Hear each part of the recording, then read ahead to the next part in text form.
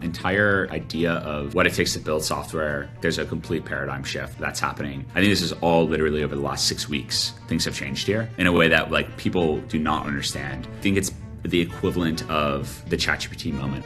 This is Connor Zwick. He built the #1 app on the App Store in high school, sold it to Chegg, dropped out of college and became a Teal Fellow, and then spent a decade building an AI company before anyone was even calling it AI. He is the founder of Speak, the most effective way to learn a new language. AI will change the way that people learn things in a fundamental way, because we've always known for thousands of years that the best way to learn something is by having a tutor next to you that just has a conversation with you and teaches you. That's the promise of AI. Today, Speak has over 15 million downloads across 40 countries, and it's valued at over $1 billion and is backed by OpenAI. In this episode, you will learn why Connor walked away from an app with millions of users and what it taught him about choosing the right project, how magical thinking kills more startups than running out of money, and why his first piece of advice to anyone who wants to start a company is don't do it.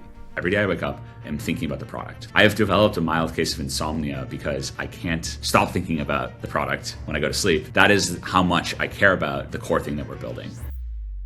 Tell me a little bit about the flashcards app. You sold to Chegg when you were 21. You had millions of downloads, millions of users. That's not like a typical thing that someone does before they've even launched a company. Flashcards Plus was something I built in high school. It was literally like an app where you could just have digital flashcards on your phone. And it was like me as a high schooler interested in building technology, and the iPhone came out and I kind of realized, oh, if you turn the iPhone sideways, it looks like the flashcards I see everyone using in school. Why don't I just like build an app to solve my own problem and like learn more about building these new iPhone apps. And I knew like absolutely nothing about distribution. I wasn't thinking about it as like a business. I just thought it would be a cool thing to build. And then I released it, and I remember I released it in high school, and it just on the first day got like 8 downloads, and I was like, okay, cool. This is like the 8 friends I have that I like told about it. It was like the super early version. It would just give me the daily download count. And like 7 days in, it was like thousands of downloads per day. And I was like, okay, this is, to me, that number seemed really, really, really big. And I think the trajectory from there is I guess it was just like an early app that was high quality. I wasn't trying to make money from it, just release something that was useful. And a lot of people found value of it, and it became the #1 app in the App Store. And it kind of changed my life, the way I thought about things. It made me connected to Silicon Valley, and was one of the reasons why I kind of ended up out here. Actually have that realization, oh, people are like really using this. I don't even think I had real analytics in place. I think I put like basic Google Analytics in. This was like while I was still, going to school every day. And so obviously I ended up working on it whenever I could, nights and weekends, and it became this really main project.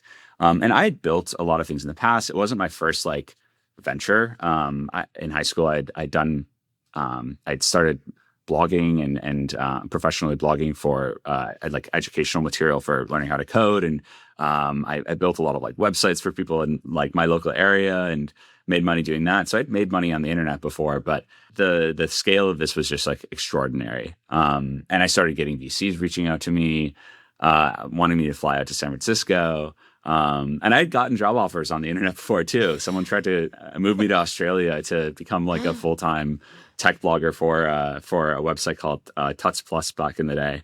But that's when I think I was like, okay, this is kind of like opening this whole new thing to me. And then it just became this project that I was working on for the next few years, and kind of on the side. Like I never really thought of it as a core business. I got like investment offers. I turned them down because I was like, guys, I'm like a 17-year-old kid. I don't think I should be taking venture money. I don't really understand how this works.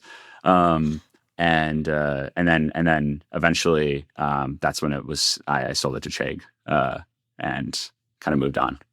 Well, I think in that there's something really interesting. Like you mentioned, you're 17. You're like, I shouldn't be taking venture money.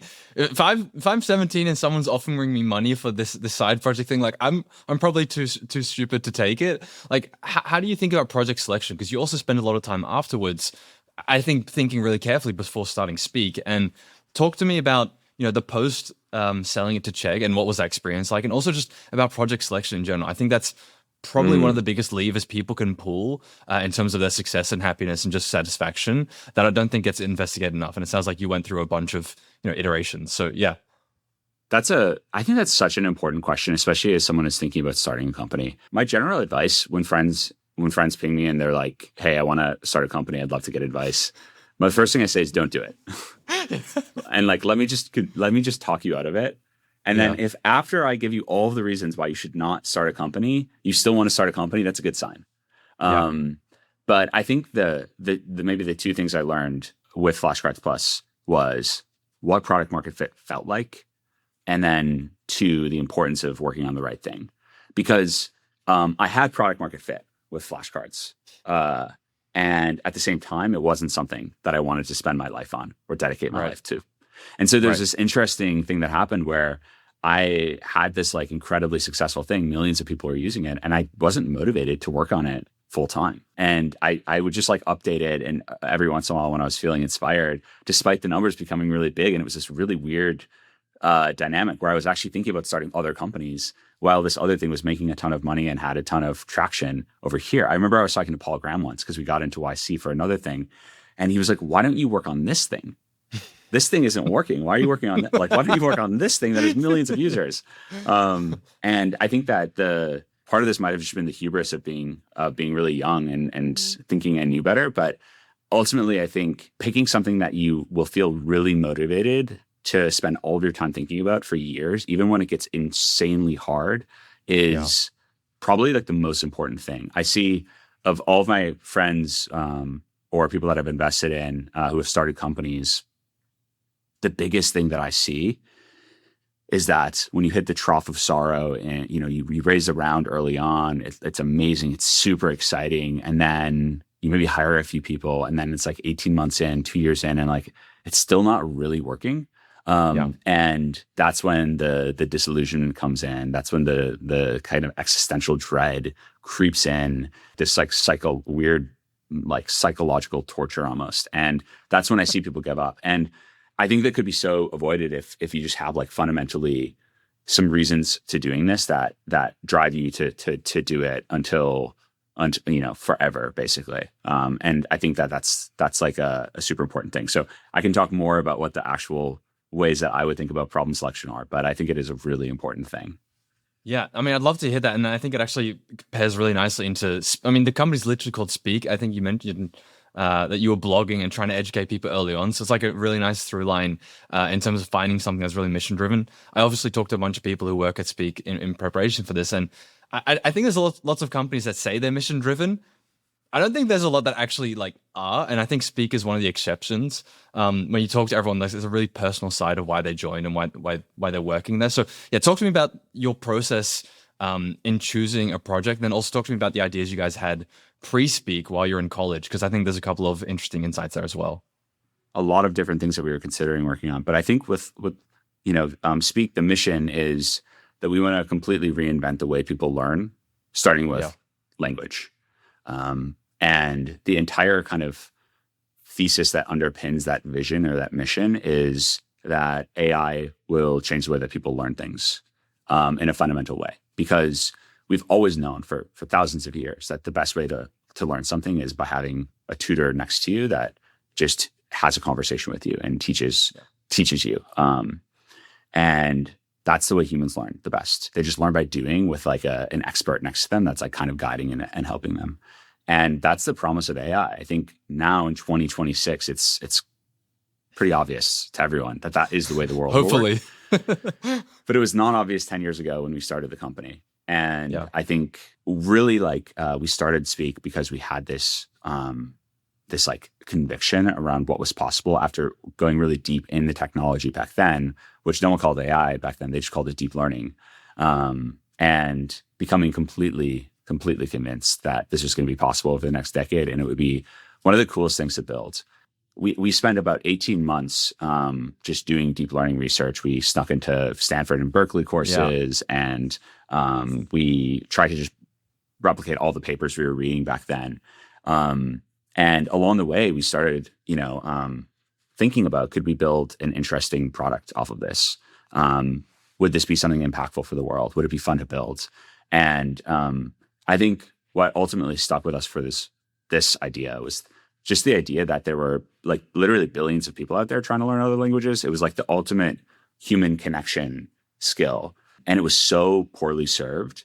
And we all had our own experiences, bad experiences trying to learn languages. Like I studied Spanish for like 5 years in school and knew thousands of vocab words and knew every single grammatical rule, and I couldn't speak at all. And this was like the experience that we've heard over and over and over again. And so when we realized that, okay, we could actually use technology to change this, it felt like a really, really big thing. And it also felt like something that would be an excellent place to start for the ultimate ambition that we had of reinventing the way that people learn fundamentally. Right, like the ultimate superhuman tutor. Yeah, for anything. Yeah, I love that. I think this, to your point, like everyone knows, hopefully knows AI is going to be huge now. 10 years ago, and you guys went through that trough you talk about pretty early on as well. How do you stay so utterly convinced in those early days when, there's not a lot of traction? I know you mentioned the Red app. Talk to me about those early days.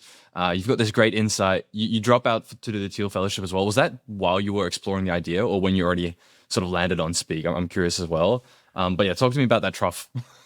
Yeah, that was before. But Okay. the trough in the Teal Fellowship was actually how I met Andrew. And so we, maybe for context, I had the flashcards business, and then decided it wasn't like the main thing I wanted to work on, and decided. So I actually moved out to San Francisco the day after I graduated high school because those pesky VCs were like, "Okay, you don't want to take our money. We'll at least pay for you to come out and just like move to San Francisco, and then we'll convince you." And so I moved out. I hated it. I didn't know anyone, and I was like, "All right, school. I should go to school." And so I went to school for 1 year for college, university, and after that year, I realized I was coming out to San Francisco all the time. And the pull, the energy was actually so amazing. And so I decided after like 1 year to drop out and just go work on startups full time because I realized it was my happy place and I couldn't say no.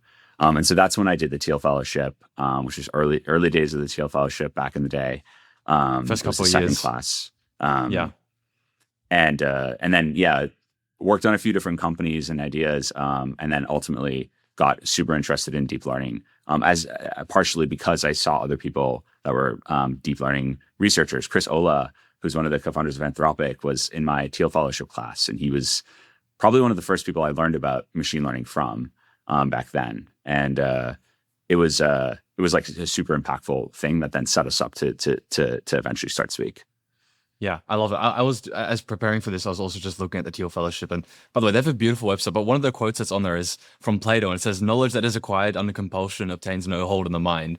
And I think that kind of goes to that speaks to, no pun intended, to what you talked about. Like, you know all this vocabulary in Spanish, but you can't actually speak the language. And so fundamentally, you've not actually learned how to do anything. Is it that sort of conviction in the end use case of the technology you guys were using that sort of held you go strong in those early years to go through all the problems? Because I imagine you've got this insane product market fit with the app, and then you go to this new thing which kind of doesn't work initially. It works but doesn't. Like, what does that look like to make sure you're actually staying the course? Yeah. So we had spent 18 months with problem selection, and that was arguably too long. I think, in fact, probably not, because we ultimately built conviction and it took time. I think in both cases, actually, before we decided on Speak, and then even when we were early days with Speak and we weren't finding product market fit right away, in both cases, it took longer than we expected. And I think a lot of people would have just given up. But in retrospect, if we had, for example, picked an earlier idea because we felt pressure, my friends making fun of me because they're like, "You don't have a job. What are you doing? You're just like sitting at home every day, like reading about deep learning." If we had just like succumbed to that societal pressure of like, "What are you doing?" early, we would have picked an earlier idea. We wouldn't have had conviction on it, and we probably would have, when it got hard, given up. And then early on in the days of Speak, we didn't have product market fit. And if we didn't have conviction on the idea, then we probably would have tried to scale it up early. I think the other thing that really helped was experiencing what product market fit actually felt like. with flashcards. Right. That was like really critical because we had all of our early investors and they're like, this seems to be working pretty well. Like, why don't you try to grow it more? And we were like, it's not the right thing. We're Yeah. not providing the fundamental value that we think we can provide. We need to like continue to iterate. There's a term I really like that I picked up from YC, from Dalton at YC, which is magical thinking. And it's so easy to do this, where, especially if you're a founder, where it's just so much more comfortable to believe certain realities or truths. You can avoid the despair that comes with realizing that you have absolutely no traction and nothing's working and you might never be able to figure it out, and the dread that comes with that. And so it's so easy to avoid that by just having this magical thinking. Oh, this is kind of working. Oh, like I should just keep doing this thing over here. And I think like deep intellectual honesty, early days, is like an incredibly important trait for founders. And so we knew in the early days of Speak, we still had total immense conviction that the vision was possible and it was the coolest thing we could possibly build in our lives. That kept us going. And it allowed us to also be really intellectually honest with ourselves when we were like, and what we're building right now is shit and it's not going to work. And we don't have good enough retention. We don't have, people aren't, the market isn't pulling what we have. So we need to continue to iterate and we need to be willing to rebuild the app from scratch if we need to. Yeah. Were there any of those early moments where you did catch yourself lying to yourself, or got maybe pushed a little bit too far? I was like, well, I mean, there are people signing up. There are people kind of staying. I imagine it's really easy, to your point, to do that magical thinking and to lie to yourself, and then blow all the money or push really heavily into this thing and burn yourself out on the idea whilst it still works. Were there any moments that you remember or recall back like that was a close call? I think maybe the thing that comes to mind to me is, I think especially if you want to raise more money, there's always going to be an inherent like pressure to tell a story. And if you have to tell that story, you start to think a certain way. And so for us, like a thing I think we did right was we ended up raising a large round fairly early on and then just spending it very slowly. So we had like, our initial round, we had our seed round, we probably had, 3+ years of runway. The Biography Podcast is presented by Ro, the all-in-one banking platform for startups. Thousands of startups like Perplexity, Product Hunt, and more use Ro. You get everything you need to manage your startup's cash. Fast banking setup, cards with up to 2% cash back, and yield that turns company cash into extra runway. All super important in the early days of launching. But the thing founders really love about Ro is their team. They are obsessed with helping founders disrupt the status quo and will go to the end of the earth to help them to do so. And exclusively for Biography Podcast listeners and viewers, you'll get a $1,500 statement credit plus a ton of exclusive perks when you manage your company's cash with Ro. To learn more, visit rho.co/biography. Terms and conditions apply. Ro is a fintech, not a bank. Checking and card services are provided by Webster Bank, member FDIC. See rewards terms for details. But I found myself when I was considering, should we be trying to raise more money soon? I found myself starting to operate the business a little bit differently, a little bit more short-term focus, a little bit more like, maybe we do have real product market fits. And you start to tell that, you start feeling the pressure to talk about the company in a certain way, and you start thinking, maybe believing it yourself. And so I think just getting on the VC treadmill, I think raising one round is fine. But like getting on the treadmill of like, I got to raise another round is the moment where it becomes that much harder to like be totally intellectually honest with yourselves. Talk to me about those early days where you guys have some great hustle stories. Can you tell me about the app's kind of working? You're trying to discover where the initial markets should be. Walk me through that process for you guys in the early days. Yeah. So in the very, very beginning, we were like, we want to build a language learning app. Yeah. And then we were like, great, we don't know anything about language learning. We've done it. We've tried it ourselves, but we don't know how to teach language or anything. And so we built like some very simple concepts. We knew that like the vector that we were going to really work on here was better speech recognition, because we could use our deep learning knowledge to build speech recognition that could really understand people speaking with accents, which especially in the early days of Speak was like a really hard problem. And that would be the thing that would unlock the user experience, but we still had to build the user experience. We still had to build the learning experience. And so we built like the first version of the product.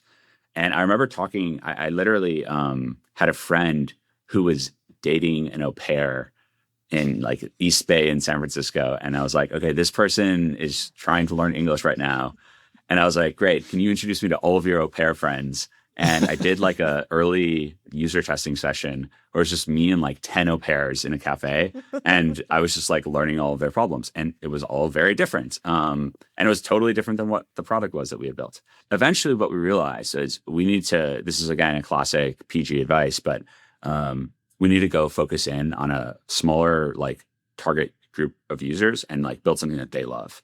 And we realized pretty quickly on, we need to focus on English language learning, because people that are learning English, it's like they bring their own motivation. You know, if you're trying to learn a language from English as your first language, you're probably not nearly as motivated. But English is like this life-changing skill, and it opens up so many doors. It unlocks so much economic earning potential, et cetera.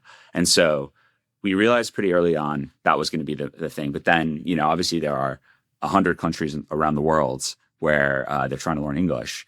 We had this early version of the app, and what we decided to do is just go fly to all these countries and go try to meet users. And so I did like this tour, all different markets that we saw pockets of usage with the initial app. And we just, you know, rented a room and tried to convince people to come talk to us. Come to my hotel. Yeah, exactly. And it was convenient because in a lot of East Asian countries, there are something called study cafes, which is basically like a cafe, but you just rent it out by the hour so you can like study. Already a sign that we had honed in the right target market. Yeah. And so we ended up going to all these different places. And one of the markets was South Korea, which is ultimately the market that we picked. And I remember like renting out the study cafe and just talking to like 20 users a day. And I convinced my college roommate from my 1 year of college, who happened to be from South Korea, to like take a free trip to South Korea with me. He didn't know that he would be working for like 18 hours a day the entire like time. Nice vacation. But I basically scammed him to come out and translate for me. And we learned so much from the users. And we realized really quickly that we needed to go hone in even more specifically and just go after one market. And ultimately, that market ended up being Korea. Yeah, I think you've said, I don't know, this is around 2018, I think, when you flew out there. Is it true that at the time, or even now maybe, that 1% of their entire GDP is spent on learning English? Is that true? It was like a national crisis almost, where the country was actually concerned that there was too much of an obsession over learning English. And yeah, the stat was 1% of GDP was spent on learning English. And it is an incredibly pervasive thing. Every single person there has tried to learn. The remarkable thing is the success rate has been so low traditionally. And when I went there, I think one of the most like non-scientific but like convincing things to me was just like driving down a main thoroughfare in like Gangnam, which is like their downtown financial district. And my friend would just point out that skyscraper is just all English classrooms. That's an English classroom skyscraper. And it was just people coming after work or people coming after school and just spending their evenings learning English in a classroom. And it was just like this national pastime. It's insane. And no one was actually learning, even though everyone was. And there's this great frustration because they knew English grammar better than I did. They all did, but they could not speak at all. And the reason was because it's like these two fundamentally different skills. It's like trying to learn how to swim by never going in the pool, but just reading books about swimming and memorizing all the strokes and all these statistics about swimmers, and then expecting to be able to like jump in the pool and survive and like swim a lane. And it's like those are just two different things, right? Like the way that you learn how to communicate ultimately is by speaking out loud, because that's what is required of communication. And so the fact that all of these classrooms did not facilitate that is a consequence of economics more than anything. It's just not economically viable to pair an English like speaker with every single person in a classroom. And so that's why the vast majority of people don't have access to that. And therefore then what ends up happening is if you have 40 students in a classroom and one person that's the lecturer, who probably, by the way, doesn't speak English themselves, you end up covering grammar and vocab and not learning how to have a conversation. This is essentially what explains, I think, the kind of entire modern language learning environment that we find ourselves in. We should have a big brand campaign going in our Japanese market right now, where we have a really big celebrity there, and he basically is in our commercials Every time he speaks English, we like switch his voice out to a baby voice, and we just have him like literally like babbling like a baby. And it's really funny because it's like, this like really attractive Well-known. celebrity, and it's like super silly and cute. But the whole brand message there is super important, which is that it's exactly what you're saying. Like the way that we all learned our first language was by just fearlessly talking out loud and making a ton of mistakes. And by the way, especially in East Asia, where our biggest markets are, people are like deeply ingrained through the educational systems to be afraid of making mistakes. So it makes it even harder to learn language because you're afraid of sounding stupid. And that's ultimately like the thing that we provide is like, you can actually practice speaking. There's not going to be no one else in the room, which is incredibly liberating. And you can just like speak with no fear of making mistakes. And that has been like the really big unlock that's helped so many people in South Korea or Japan actually gain fluency with speak. And hearing those stories is just, it's the best thing. Yeah, it goes back to the mission-driven thing. Like, there's actual thousands of people, millions of people that are actually able to benefit from this technology. I'm curious, in those early days, once you realized you did need to go to South Korea, were there any decisions or reversals of decisions that you guys had to make in the way you were structuring the company, the product itself? Were there any big changes in terms of how you approach the next steps outside of just like being with those users and learning their problems? Yeah, I think we realized really early on that to make that market work, we needed to take like a fundamental different approach to building a company, because I mean, South Korea in particular is like infamous for being a really hard market to crack for Western technology companies. They have their own mapping products. They have their own version of search. They have all their own homegrown versions of products for a lot of different reasons. And we realized really quickly that getting product market fit for a consumer product, that's, by the way, an aspirational product. It's not like it's social media or a game. Right. Making that work in that market as our first market from San Francisco was going to be really hard.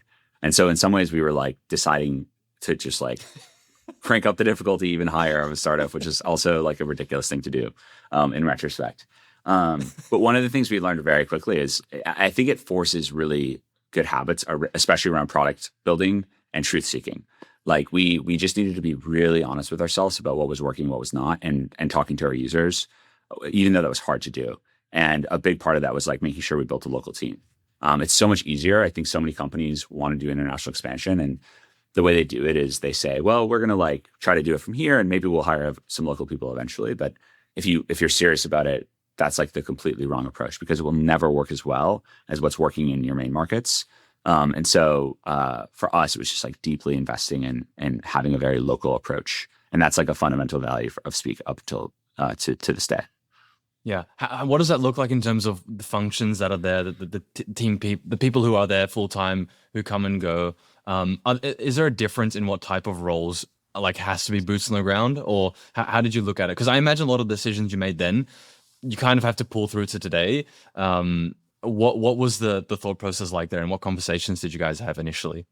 One of the things that we realized early on is the way that we market our product and the way that we talk to our customers needs to be extremely local.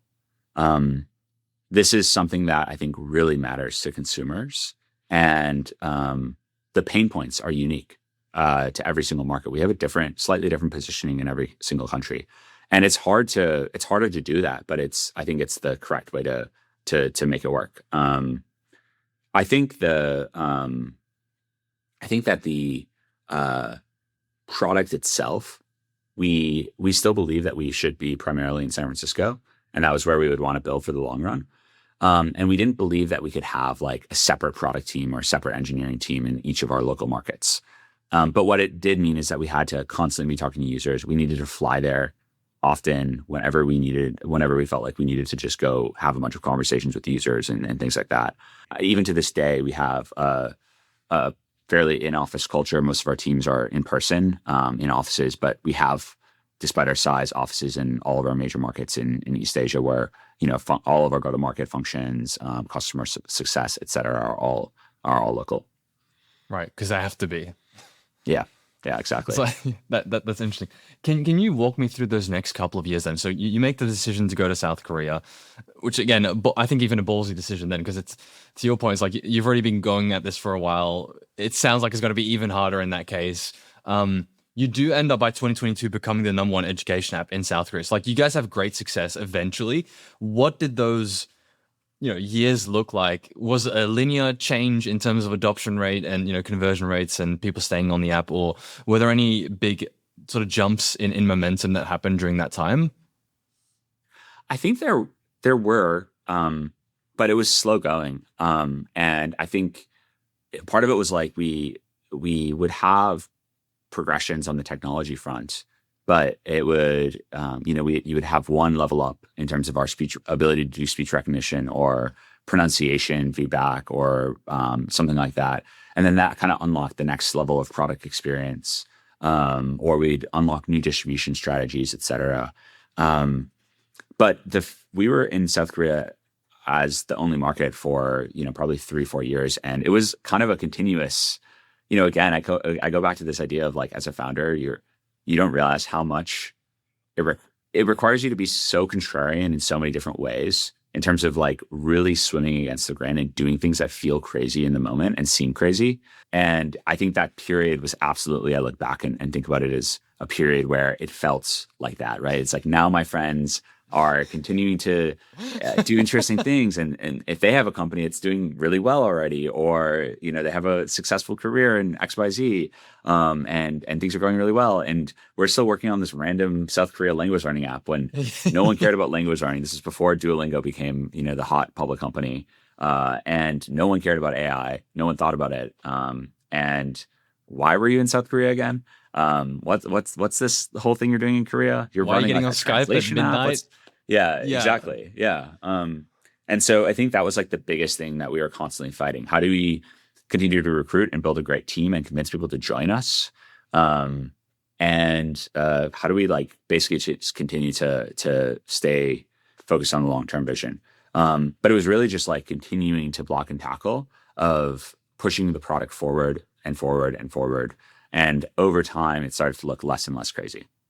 Yeah. How did you not get pulled during that process in the wrong direction? Maybe hiring someone who's not the right person, who doesn't believe in the mission as much. How did you actually go about blocking out the noise and inching towards that progress? I think Bezos has a great line in one of his shareholder letters, where he's like relentlessly marching step by step towards this goal. It sounds easier said than done. What sort of obstacles did you face in those days, and how did you go about avoiding them? I think on the team front, it really just boils down to hiring really, really carefully and slowly. And we didn't have any choice. We were still, I think the stage of company we're at, it didn't merit building a really big team. But we were also very disciplined there. People always wanted us to hire faster than we were. I think on the how do you kind of just continue to keep the blinders on and all that? It really, again, comes back to problem selection and having conviction on what you're building. I think it did really feel like this, like you're just relentlessly putting one foot in front of the other and just continuing to try to make progress. The challenge is that it's a highly ambiguous environment. You don't know even what the right problems to solve are. And I think in retrospect, there were many things we built that we didn't need to build. There were things that it's so easy to go backwards and be like, well, that was a mistake, or this is a mistake. Even today, I think I hear like voices all around me from every direction. And there's a lot of critics or people that are like, well, that was a mistake, or this is a thing that we're not doing. But the reality is like, there's always a ton of priorities, and there's always the fog of war, and you don't know the right direction. It's like you're a pilot and you're trying to land a plane, but it's extremely foggy and windy, and you have like very limited signals, and you might be making not exactly the right case, but how do you still make decisions anyway? And so that's basically the environment that you're in. And I think the most important thing is to basically just continue to try to move forward and try to make the best guess and just move really quickly. And I think realistically, the other thing is, especially if you're in this like your early product market fit and you're in it for it's going to be a long journey, making sure that you also just like take care of yourself and don't burn out and get like completely demotivated and de-energized is like a really tactical but like important thing to do as well.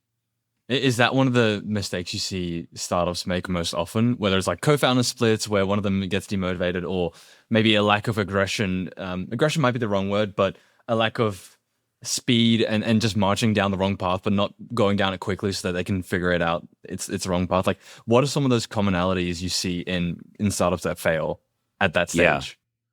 I think there are a lot of different reasons startups can fail. There's not that many reasons startups can succeed, right? Okay. It's like the exception, not the rule. It's the exception, not the rule, that you're going to succeed. And every single like milestone is a great filter where most companies just die. So it's hard to even draw the commonalities of what the failure cases are, because There's that's so the many. default thing. But I think the things that I'm like that I feel like I see the most, especially early days, is just giving up and literally just becoming demotivated. Founder breakups are a huge one. I think there is this idea of like probably like lack of aggression or lack of moving fast enough. But I think the much more common thing is sometimes that might be what it looks like from the outside in. But if you're kind of giving up everything else in your life to go work on something, I think usually that's not the problem, and you're probably pretty intrinsically motivated to make it work. Right. But inherently, some people are better at that than others, I think, is the reality. Yeah. Were there any moments for you personally during that time, or how you personally tried to navigate that fog of war? Because I imagine even today, you still have that fog of war to some extent, right? You have definitely 100%. more resources, more traction, way more users, etc., more signal, but there is still inherent uncertainty. I mean, that's just the human condition to some extent. What did you notice in yourself that really worked in keeping you on course, or just helped you personally not stay motivated, but keep in line with what you set out to do? That's a great question. I think it's so different depending on the person. I have seen so many friends that are founders burn out for various reasons. I think besides I think the famous YC advice, I feel like I keep bringing YC advice into this, but it's good stuff, is you need to talk to your customers, you need to build something that people love, and then you also need to like take care of yourself, and that usually means like doing some degree of like working out or seeing family and friends, etc. That's kind of, I feel like that's kind of like the correct The at the end of the recipe. day. Ultimately, I think the burnout, even when I talk to employees that speak and I see people that do burnout, or I think about myself personally, it often is less because I'm working too many hours or they're working too many hours, and it's often more because you're doing things that are not energizing for too long.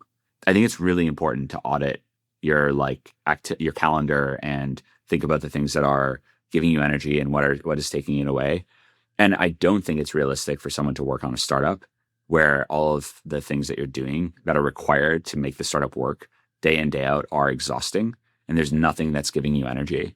And I don't think that often needs to be the case, especially if you've picked the right problem. Because Right. ideally something there, it should have been because you're inherently motivated by the problem you're solving. Right. And if you're not, then you're going to probably run into this problem. But if you aren't, like for me, I just think the idea of building the world's best teacher using AI is again like the thing that every single day I go to bed, I'm like, I'm lucky to be living in an era where I even have the shot of building this thing.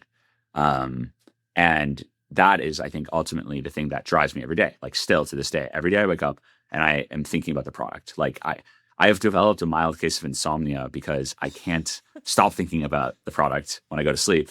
And it's like actually kind of a problem. And that is how much I care about the core thing that we're building. And like if you don't have something like that that's just driving you, then I don't think that you can like continue to just stay on. And I think ultimately it's all about that energy level. And then if you have that, then it's just the tactical problem of like, okay, now what do we do next? Right. Right. There is no what do we do next if you're not inherently motivated enough to figure it out, despite the lack of progress across Yeah. years of work. Yeah. Changing it up a little bit, where you got more of that product market fit / pull. Talk to me about the explosion that happens when ChatGPT launches? Because I imagine, you've been running this company for 7 years. You guys already knew what a lot of the capabilities were of AI. Talk to me through that year specifically, and November 2022 onwards, what the change was like for Speak. Yeah. So it's funny. We partnered officially with OpenAI earlier in the year. They invested in Speak from their startup fund in, I think, like April of that year. And the reason that happened was because we were partnering with them on Whisper. We had a bunch of adversarial data where people were speaking with really strong learners' accents, and they wanted to like see how robust Whisper was to it. And we had one of the most interesting data sets out there. And so Sam texted me and was like, "Hey, we have this top secret thing. Can we like talk about it?" That year, we were already using LLMs inside of Speak in a bunch of different ways, and they were actually getting quite good. And it was really shocking to me that nobody cared about them. And I remember talking to Ian, who led the startup fund, and they were also perplexed. And they were like, "We've built this thing. It feels magical. Why is no one using it?" And at this point, OpenAI was really, truly just a research company. I recently had the chance to interview Dylan, the founder of Assembly AI, and I was blown away by how thoughtful they are about building quality, scalable products. I'm actually using Assembly AI myself, including to transcribe this podcast. Their speech-to-text models are just insanely accurate. Their models go way beyond transcription. I mean, you can identify speakers, highlight key moments, and extract actionable insights from every conversation you have. Now, the cool thing about it is that it's developer-friendly and it's built to scale. It's flexible, it has pay-as-you-go pricing, and I've seen it firsthand. Now, Dylan wanted my listeners to get some perks, so they've doubled the free credits, giving you $100 to try their models. It's a great way to test out the models for transcription, speaker diarization, and more. So stop what you're doing and go to assemblyai.com/biography to see this episode's podcast transcribed and to claim your free API credits. The thinking at the time, which was very Sam Altman idea, was like, we'll create this fund, and then eventually other companies will figure out how to make this valuable for the world, or like build something that's valuable and build a big business. So we'll just invest in those companies, partially to get people to use this API we built, this GPT API we built, but also partially because we don't think we'll make money off API fees, but we'll make more money off of just the equity of the value creation of the companies that are built off of this. And and then they were like, "Hey, we have this research preview of GPT 3.5, and it's just like a chat interface. And so you don't have to go to the playground; you just talk to it." And they were like, "We're gonna like release it to everyone, by the way, in November." And they released it, and the whole world changed. And all it was, I mean, they did fine tune the model to be a little bit better at chat mode specifically, but and the model was improved earlier in the year, but it was fundamentally just like this UI change, and it just exploded. And someone else could have released the same UI and just given it away, and it would have been that thing instead. And the whole world changed, and it was this like insane seismic tectonic shift, the likes I don't think the technology world has ever seen before and may never see again. No. And did you see that as well then in investor sentiment? Because I mean, I think at the end of December in 2024, you guys become a unicorn, you hit 100 million ARR in 2025. Did you see consumer behavior change as well as a result of this moment? Or, what sort of signals did you start to see running the company after that moment? So 100% we did. For Speak, it was the biggest level up in terms of our technology curve and riding that curve up that we'd had. But specifically for Speak, it actually had started earlier. This is the reason OpenAI invested in Speak, was because with the Whisper technology and the latest version of transformers and speech recognition, we were able to basically get over a threshold where we could reliably transcribe open-ended speech and then use the LLMs to empower this open-ended conversational experience. And that allowed us to start inflecting Speak and build really crazy features that were completely mind-blowing to our customers before ChatGPT came out. And so in 2022, we already started seeing this new inflection point, and our growth started accelerating, even though the numbers were getting bigger. And it changed all of the downstream engagement metrics and retention and all these other things. And then over the next few years, obviously, that just continued because it really was like the holy grail moment for us, where and then we got multimodal, and we got much better speech synthesis, and there were so many other breakthroughs over the next few years. And so that completely changed the game. But as you said, investor sentiment also totally switched. Where we were, one of the only AI native companies that had already existed. There were a million companies started overnight, but we had already been doing it, which gave us some amount of credibility compared to all of the new things getting started in December of 2022. Yeah, inherently. I think that's a really interesting point. Can you maybe get nerdy for me here? Talk to me about the transformation on the back end of the technology itself. What kind of things were you guys doing? Because you're getting all this user data, you're getting all of this this information. How were you guys thinking about what to prioritize, how to build out the technology yourselves, and with your partnership with OpenAI, like how much do you need to build in-house versus sort of, I don't want to say delegating, but allowing another company to sort of do for you? Yeah, it is our like philosophy here is basically to not be precious about who owns the specific technology, and what we want to do is maximize velocity in bringing the world's best teacher to to humanity. And the way that we do that is by sometimes building it ourselves, sometimes relying on model advancements, and oftentimes doing something in between. We have many cases where we suspect that the foundation models will eventually get good enough, but we are choosing to build our own version of something, even if it might get replaced 6 months or 9 months down the road. There's a ton we've built on speech models in particular that we're like, this will be useful now, and we probably will throw it away in another year or two. And that's like a very big part of our strategy. And I think being really up to speed in terms of what's happening with the models so that we can predict to the best of our ability what's going on and when it's happening and what we think is going to be released over the next, whatever time frame, whether that's a month, a year, or it's like far off. And that underpins like all of the different decisions we're making around the technology. But to answer the second part of your question, everything has continuously been reinvented from the back end perspective. I think in 2022, some very big assumptions were changed around our ability to like actually truly reliably transcribe somebody, and then do a bunch of interesting things with that transcription. Our backends now are so much more probabilistic, which is a completely novel thing that really only happens when you're building features that are purely built off of models, which is something we had experience with, but LLMs kind of took that to the next level, where 5% of the time it's going to hallucinate, and how do you accommodate that and like still have a really polished user experience and things like that. Yeah. What do those predictions look like? Or can you walk me through over the last couple of years what sort of features you guys did end up building out and say, hey, this is something that probably the frontier labs might do or might not do? Because I imagine your conviction in those decisions, you don't want to be flip-flopping every other week, but you also don't want to be changing your mind too. Yeah, I imagine there's a really delicate balance, and you as founder sort of leading the company, how do you go about setting those predictions and setting the sort of roadmap of the company product-wise? I think it's really hard. And I don't think anyone is going to get it totally right. The best I've come up with is there's a certain amount of this that is also needs to be bottoms up, where everyone has to have the expectation that they're trying to think about this for themselves and advocate for building XYZ features, and then we're pressure testing as a company.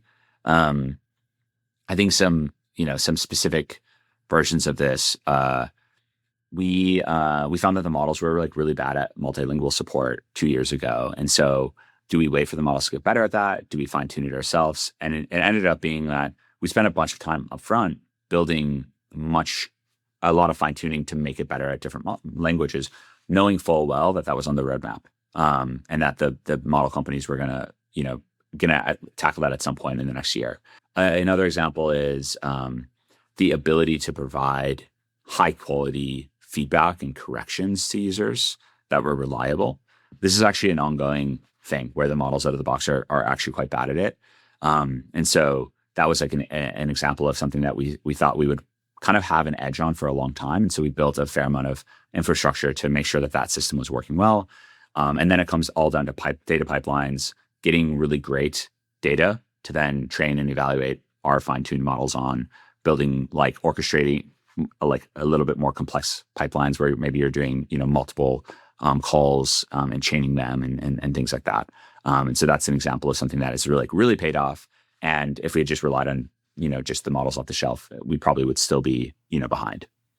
Right. And does that come from let's purely look at the user needs and, maybe retention's falling off because the feedback isn't great or because people aren't saying the right things or pronouncing it the right way? Are the decisions where you invest coming first and foremost from those data points, or, is it just a balance of the team members saying, hey, we're having this experience with the technology? Like what I guess I'm trying to say is, in the age of AI, as a company with things changing so frequently, what signals do you block out and what signals do you focus on when trying to make those bets? I think I feel like this is a bit of a cop-out answer, but I think it's kind of both, in the sense of it's the idea of being very much driven by what's possible with the technology is very important because things are changing so quickly. And so using that to inform a lot of our strategy is really critical. And I think conventional wisdom is that you shouldn't approach it that way. But I think that is something that's shifted. And it's frankly the way we started the company. We started with a vision of the technology first and foremost. But at the end of the day, I think especially everything that's happening now with the ability to ship code that much faster with AI-driven development, the actual discipline of building great product experiences informed by a product vision and real user empathy and thinking is paramount. And it will be something that becomes even more important. Like the people that are the best at that will become that much more valuable over the next few years. Because I think that skill is rare and actually hard to find in a lot of people, and is still the thing that we try to ground everything in. And it's so easy to get excited by a technology. I call this just like AI infatuation, but I've seen this curve where I've seen so many like friends and people I know kind of become in love with this new technology. And then they're so enamored by it that they're like, all of these things are possible and I'm going to build this and I'm going to build that. And then they completely lose sight of the fact that like half that stuff doesn't even matter. And it's not going to move the needle. And what pain point are you solving for? And what's the job to be done here? And that is something that you absolutely need to fight. And we're guilty of it. There are a lot of things we've built that I think it's been a learning of okay, that was probably just because we were overexcited about the technology and like only 1% of users are going to see it. Why do we invest so much time in that? And that's really easy to do. Did you just call it AI infatuation? Is that the word you had for it? Yeah. That's great. I think there's merit to that. It reminds me of Spotify. Like Daniel Ek said, his DNA as a founder is technology for technology's sake, which is a big reason why in the early days they even used peer-to-peer technology combined with server technology, which is sort of their revolution. I'm curious, is that is it becoming so easy just to ship fast now, to ship beautiful products that are really visually appealing, that the skill of actually figuring out what people want and maybe back to problem selection, what problem to work on, has become so much more valuable in this day and age? I think the entire idea of what it takes to build software is there's a complete paradigm shift that's happening. I do not think this is something that was, even 6 months ago. We're recording this end of January in 2026. I think this is all literally over the last 6 weeks. Things have changed here in a way that like people do not understand. And it will, I think it's the equivalent of, the ChatGPT moment. I think it's like almost as big of a deal. And over the next year, we're going to see a small percentage of companies that like really take this seriously and make radical changes with the way that they do things by just like rethinking the entire process and not having any sacred cows. And then there's going to be all the other companies where the inherent organizational inertia holds them back. And for whatever reasons they're not going to really make the change they need. And you're going to see that small cadre of companies just outshipping everyone else by an order of magnitude. If you look back at the end of this year and you're looking at one of these companies that has, I don't want to say died, but sort of been left in the dust because of the decisions they made this year, or if Speak, I imagine this doesn't happen, but if Speak ends up going down that path in the wrong way, what sort of decisions do you think have to be made or not be made in the next couple of months to lead you down that path? To lead down the path of continuing to yeah, survive. Exactly. Well, I think it'll be more likely that a lot of companies will kind of just like kind of have this slow fade of irrelevancy over time. I don't think they're going to drive off a cliff. At least not Might be most. preferable. Yeah, sometimes it'll save you some time. We won't see that many Stack Overflows, hopefully. Yeah, I think I basically just think it's like I think it's whether or not the company has the energy and the motivation to reinvent itself and like rethink everything. And that's a really hard thing to do because there's so many like pernicious reasons why it's so much easier to just continue to do the thing that was coming before. I think companies that have done a good job hiring a higher percentage of people that are really high agency and fundamentally motivated by just doing incredible work, and they're not rigid about what their job is, what their job isn't, and they're interdisciplinary thinkers. I think that those companies will be more set up for success to be able to make the transition. But ultimately, I think it's about being very, very thoughtful about what the world will look like, and like making sure you're actually affecting change. Yeah, build something, users want. Yeah. How are you over the last 6 weeks then changing the way the company's being run? I like what you mentioned in terms of generalists. I think high agency is something you definitely have to filter for. Definitely easier said than done, of course. But I like the idea of leaning into generalists, especially because you then have this multidisciplinary approach of, okay, what actually matters despite what's capable, just because there is so much you can do. In the last 6 weeks, what have you changed or tried to enact at the company to make sure you guys are actually prepared for these ways? Because to your point, it's kind of hard to predict. So just making sure you're thoughtful enough so that when the time comes, you're in a position to succeed. That's probably the only thing you can do. How have you restructured or initiated things at Speak in 2026?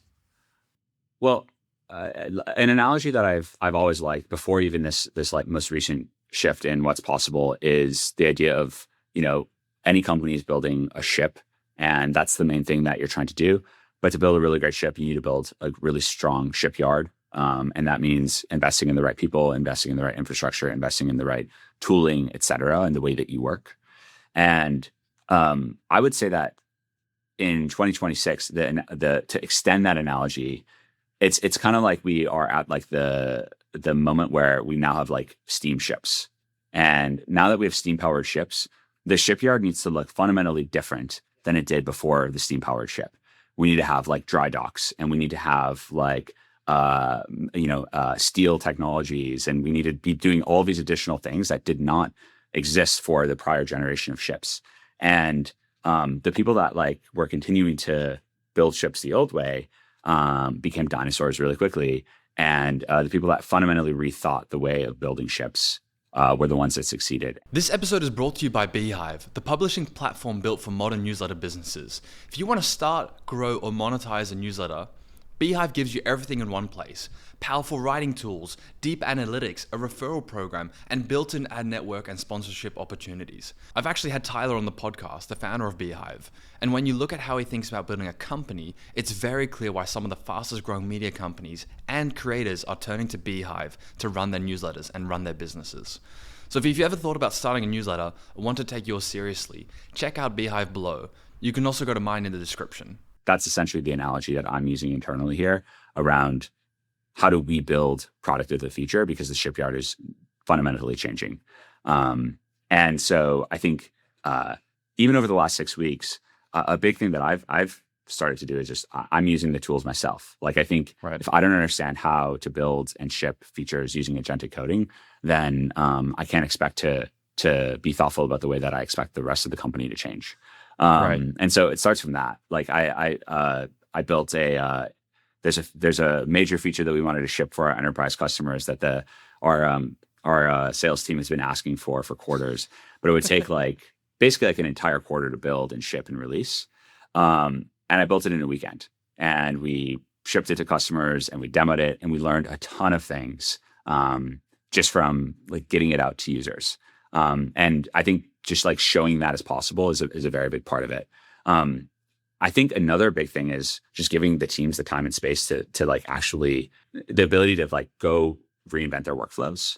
If you're a fast moving startup with a ton of priorities that you have to go ship, people often are just going to reach for the same processes. So, for example, like this week, we're doing a hackathon where everyone is broken up into teams, no more than 4 people, ideally 2 people, because we also think that teams in the future will be really small, to just go build something for the Speak app over the course of the week. And the only prompt is like, you can only use agentic coding to do it. And so I think there's so many different things that are changing, but ultimately it's about making sure that the team is coming along for the ride, picking the right people to join the company, being really thoughtful about interdisciplinary thinkers, people who are really interested in using these tools and are fundamentally motivated to do it, giving the existing team the time and space, but eventually setting the expectations that the world will work differently and your role here is different going forward. Right. And a lot of like tooling and infrastructure. We built a ton internally to allow it so that we can better use these tools to build things, whether that's like better design systems that the Claude Code can use directly, or APIs to access like certain parts of our content library, et cetera, really easily in a safe way. And so all of these are kind of like the examples of things that we're doing. But it's early and we're still figuring it out. Yeah. But I think I like the analogy or example you made, because you're building a place where the APIs can call more easily, or Claude has access to something that's actually going to be able to build on top of. It sort of goes to your analogy again of, you're not trying to build new ships with the same shipyard. You're actually fundamentally trying to change the shipyard itself so you can build these ships quicker. I'm curious, why teams of 2 and 4 specifically? And then how do you think about, for the specific hackathon? I imagine that's a great, really easy way for other companies, to your point, like put time in place to replace old systems. That's a really easy hack. Why that number, and how do you decide, do we do 2 designers or mix it up? What does that process look like? I think it's one of the power, in general, I think we've always believed that smaller teams are better. But the problem is sometimes to do something hard, you need a bunch of different specialists that have different skill sets, right? In Speak's case, we might need a learning designer. We might need an iOS engineer, an Android engineer, a backend engineer, an ML engineer, a product manager, a product designer, a product analyst, right? Like there's all these different functions. They all wear different hats. And then what ends up happening is you get these big meetings and people are talking about things and instead of doing things. And at the end of the day, the idea might be really simple. And but people don't feel like they have the permission to do those steps, or they don't have the ability. And I think the really amazing thing about these tools is I think functions compress. If you have analytical questions, you can actually just do the analysis yourself now, because you can just ask the questions. If you want to build something, and even if you're not technical, being able to, if you're a designer, being able to prototype something, but not in Figma where it's all theoretical, but like actually being able to build the end-to-end experience in a day and test it out halfway through and say, okay, now add this feature. And then test it and be like, oh, wouldn't it be cool if I could also do this? And then go build that and be like, oh, that doesn't feel great. But now that I'm using it, I actually think that we should be able to do this thing over here. And you're learning so much along the way, and it's all within one brain. So you completely eliminate the latency cost, which is ultimately the drag of communicating and collaborating with other people, where you might not want to ask a designer to mock out a certain feature because it's kind of crazy, but you're still kind of randomly excited about it. Or even worse, ask an engineer to spend a week building something. Right. Whereas now it's like, it's a hunch, just go prototype it, test it, and build it yourself. And that is an incredibly powerful thing.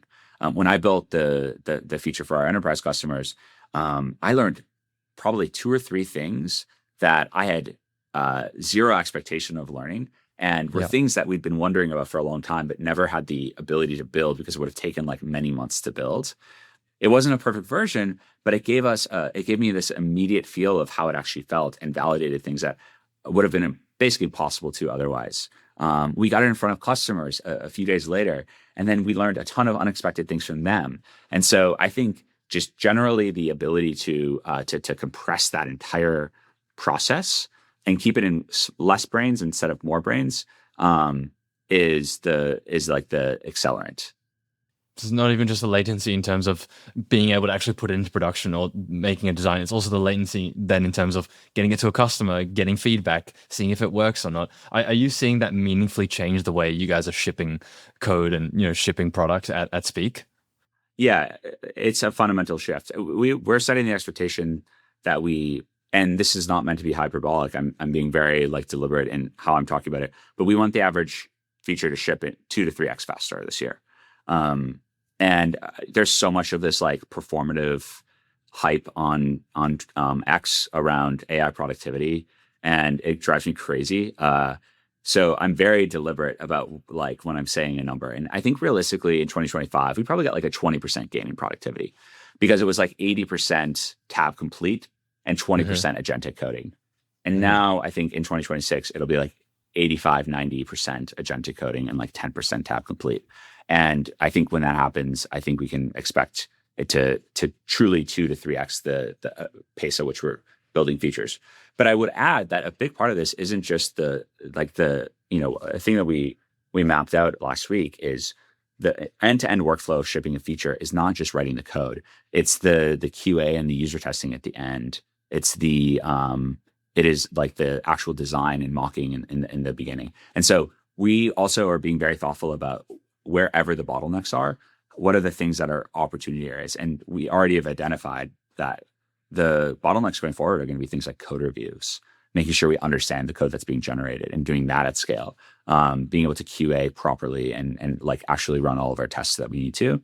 And on the other end, like design and creating really great designs and not just like shipping features that are not totally first prompts. Exactly. Yeah, I like how you guys looked at the bottlenecks. Are there other changes in the ways, if that is true, right? If you 2 to 3x the productivity you get, you're going to get different types of problems. And so how are you trying to front run those problems or be thoughtful about where those bottlenecks will be? Does that also change then who you hire or how you hire people, how you test those people, the way you structure the organization, who sits where? How do you attack those bottlenecks moving forward in terms of structuring the organization?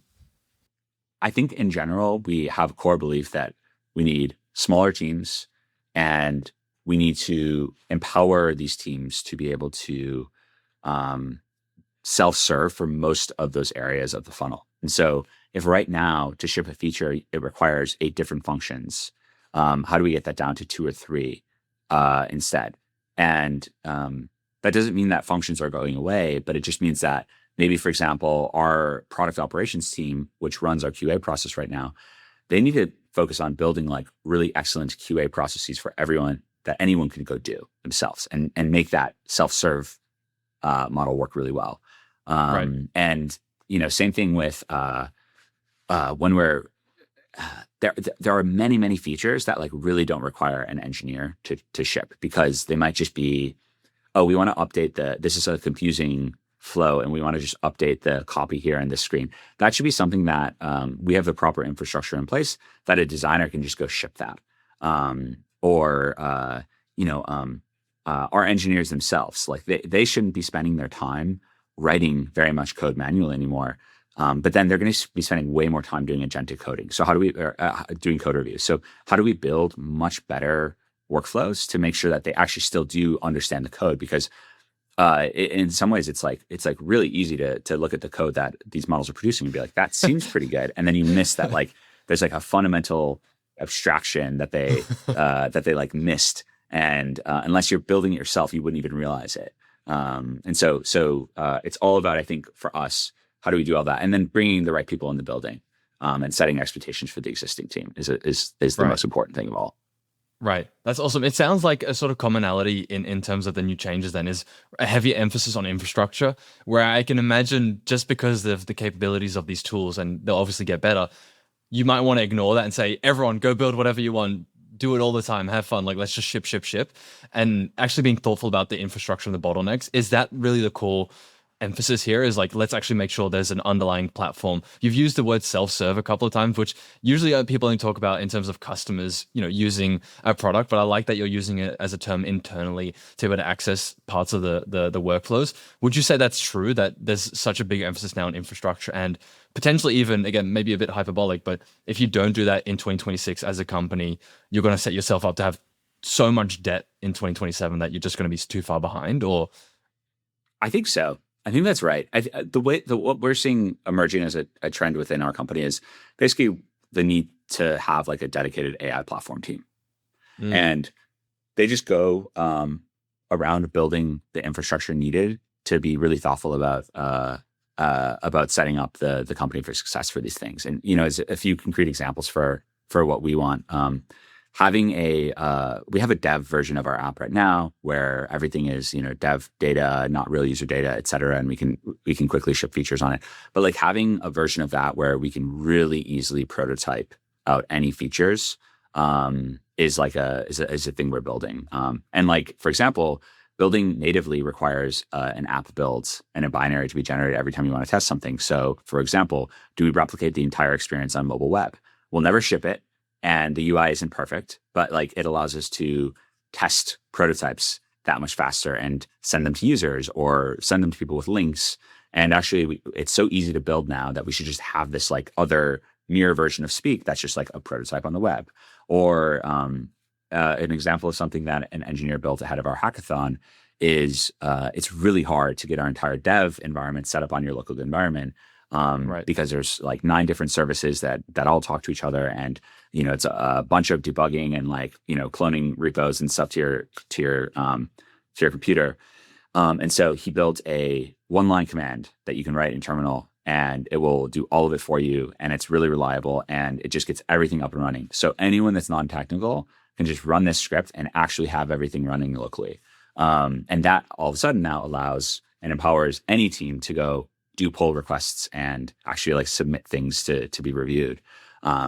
Small project that only took like a few days of work. And it's completely transformed how teams can show up in the code now. And so basically just continuing to do things like that, I think, are some of the highest leverage projects that we can do. And again, I think it needs to be almost bottoms up. Like, I think that you need to have people internally that are so motivated to do these things because it's just awesome to build that they're just doing it. And I think that's like the culture that you want in general in 2026 and beyond. Yeah, and especially to your point, if things keep changing, if obviously they'll keep getting better, if you're not inherently curious, you're going to miss it and you're going to be behind and you're not going to want to make the changes or even be curious enough to make those changes. That's such a beautiful example. I can imagine a lot of people listening to this, a lot of fans like, I'm going to steal that. I need to do that. I'm behind. These are all really, really great tactical insights. I'm curious, if you were to talk about the next couple of months and this year specifically for Speak, what do you think are the biggest sort of trends or changes that are happening internally and that's going to happen with the product as a result of all of this productivity gains, new workflows unlocked for the team, etc.? Like, what do you actually see happening across the next 12 months? Yeah, I think some companies have different constraints. And in the case of Speak, we are constrained by the speed by which we can execute. And of course, every company is somewhat constrained by that, but not in the same sense of, I think, early stage companies, it's actually more about validation and getting product market fit signals. Whereas for Speak, we actually just know we have a huge list of things that we want to get to, and we just haven't gotten to it yet because it's a very complex product. I imagine like Figma is similar in the sense of it's just a very wide surface area. There are many different features. And so they have a lot of things that they could build, and it's all about just like getting to them. And so for us, the strategic initiative here is basically just moving faster to get more of these things shipped while keeping the quality extremely high and making sure cohesion is high. And so that's really like the name of the game for us as a company that's absolutely just like execution speed constrained.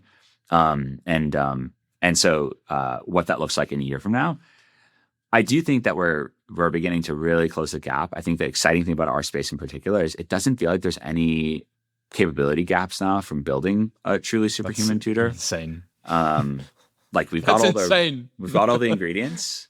Now we just need to go build it. And so to us, that's like the thing that we're like 110% focused on.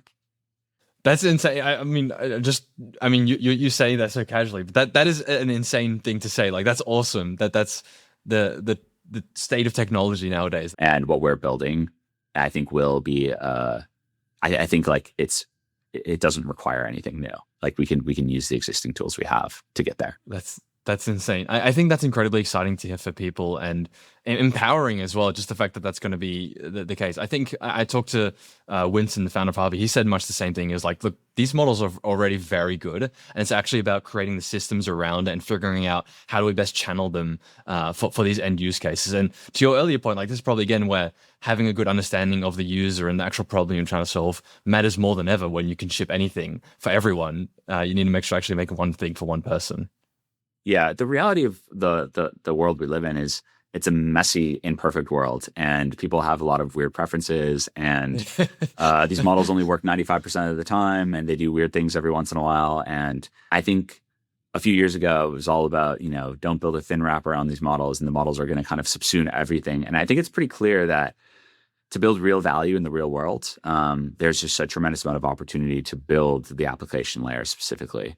The models themselves are almost becoming the commodity, but OpenAI now has ChatGPT, which it's actually just a really valuable consumer brand, and I think similarly we'll see so many specific applications build a ton of value for the world, but the workflows on top of the foundational models themselves is still a very non-trivial thing to build. I mean, even you see people's preferences for Claude Code, the agentic harness they've built versus using, the same Opus 4.5 model in any of the other IDEs is like another example of the importance of the things that you build around the models themselves. And we think that'll be the same thing for building the world's best teacher. Very different problem from building an AI assistant. Right. But same idea in terms of there's so much the last mile problem is still just so huge and so unpredictable with how humans behave that you have to have a company that's actually just focused on that part. That's what we believe. Yeah. Yeah. Well, we'll see. I think you're right. I would agree as well, but you're obviously much smarter than me, so I'll take you. I'm also very biased. So just a little. I know we're coming up close on time. Is there anything, parting words of advice for founders or just I think it's incredibly interesting because you're running a consumer AI company in terms of, the service you're giving to customers is very AI focused as well. But at the same time, internally, you're also a founder leading a company, experiencing this change. We talked about the hackathon. What sort of things in 2026 do you need to be focusing on as a founder that are absolute musts compared to the couple of years ago? Yeah, I mean, I think the thing that comes to mind for me is I love the era of AI that we're in now, because I think as someone that lived in San Francisco, over the past decade and beyond, I think you've seen these different cycles, and there was a cycle where it felt like the MBAs had taken over and no one was here because they wanted to build. They were here because they wanted to make money. And then all those people left in COVID when the city sucked. And then the AI boom happened and all the builders came back. And that is super cool. Now I feel like we're reaching a point where the grifters are a little bit back as well. And there's a lot of noise out there. And there's so many people just so obsessed over how fast they're getting to 100 million in revenue, or, we're the fastest growing company of all time. And I just think that noise is super counterproductive. I think, unfortunately, it's also changing the venture landscape to be unhealthy as well. I think the biggest thing I would say is trying to really remove all that noise and focus on the fundamentals and try to not look around and just go build. I think is the most important thing, because I think otherwise that narrative is it's again mostly performative, and I think it's really counterproductive to actually building something great, which is a long-term endeavor and it requires really long-term thinking. And so that I think is the thing that comes to mind to me is a closing thought for all those AI founders out there trying to build something great. That's awesome. I think that's a beautiful place to end. That's a nice throughput as well with the YC advice of just, actually solve a problem, talk to your users. It actually doesn't matter. Just, use the latest technology, but don't get obsessed about, revenue milestones or funding milestones like we talked about earlier as well. I appreciate you. This is always so much fun. I learned so much. I genuinely think you gave really, and this is my favorite comment on guests that I actually enjoy interviewing. It's thoughtful. I think you gave lots of thoughtful, concrete advice. And I like the way you think about building a company. for the long term. Like I really deeply appreciate that. So thanks for coming on and sharing.